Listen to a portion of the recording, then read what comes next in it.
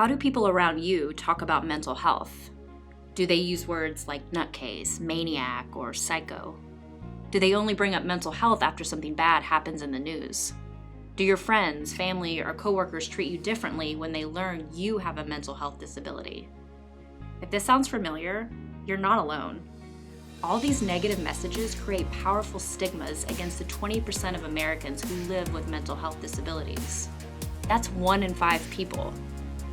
But because of stigma, we rarely talk about how common it is to have a mental health disability.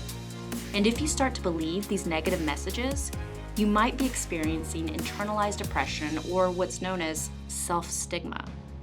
Self-stigma can feel like a wall surrounding you. It may cause you to feel embarrassment or shame. It might become a barrier to forming authentic relationships, and it could lead you to lose out on getting the social support you need. You can combat self-stigma, but first remember that you are not alone. Remember that number from before? 1 out of 5 people have a mental health disability. There's a lot of us out here in all walks of life. Finding a community can help defeat self-stigma. You can start by having a candid conversation with friends to share how you're feeling. You may choose to connect with a peer-led group, or maybe find an online community. And there is a large and growing community of people with mental health disabilities organizing to fight back against stigma and negative attitudes in society as a whole.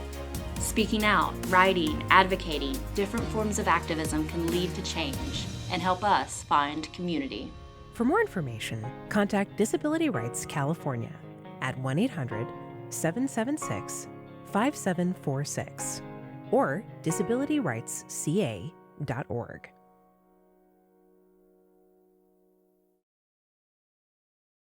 Produced by Rooted in Rights.